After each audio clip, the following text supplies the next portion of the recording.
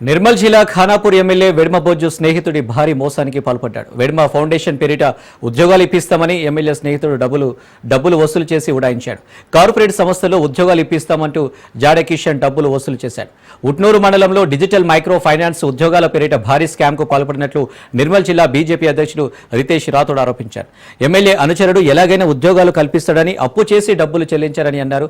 బాధితులకు న్యాయం చేయాలని నిర్మల్ జిల్లా బీజేపీ అధ్యక్షుడు రితేష్ రాథోడ్ డిమాండ్ చేశారు.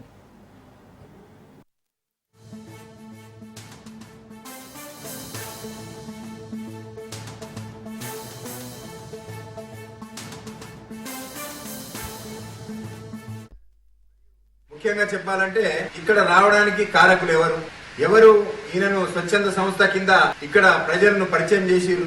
ఈయన ఎక్కడెక్కడ తెలిసిన వాళ్లకు తెలియని వాళ్లకు పోయి స్వచ్ఛంద సంస్థ ద్వారా కొన్ని ఫౌండేషన్ల ద్వారా డబ్బులు ఇస్తున్నాను, సేవ చేయడానికి ఇక్కడ వచ్చానని అందరికీ నమ్మ పలకడానికి ఈయనకు సహకరించిన పెద్ద నాయకులు ఎవరు, వీరందరిపైన అయితే చట్టపరంగా చర్యలు తీసుకోవాల్సిన అవసరం ఉంది. దాంతో పాటు ఈ బయట నుంచి వచ్చే వలసవాదులు ఎవరైతే ఉన్నారో అయితే సేవ పేరు మీద, రాజకీయాల పేరు మీద, బ్యాంకుల పేరు మీద ఈ వలసవాదులను ఇప్పటికైనా ప్రజలు నమ్మకూడదని తెలియడం జరుగుతుంది. మనము చిన్న చిన్న ఆశలకు మోసపోయి ఇలాంటి వారికి మనము అవకాశం ఇచ్చి సర్వం కోల్పోయే పరిస్థితి ఏర్పడింది. ఇప్పటికైనా మన గిరిజన ప్రాంత ప్రజలైన అందరూ మేల్కోవాల్సిన అవసరం ఉంది. ఎందుకంటే ఎప్పుడైనా ₹1కి ₹2 ఇస్తాము, ₹2కు ₹4 ఇస్తామని ఎవరైతే గారడి మాటలు చెప్పి ప్రజలను దోచుకునే ఈ కార్యక్రమం ఉందో దీని నుండి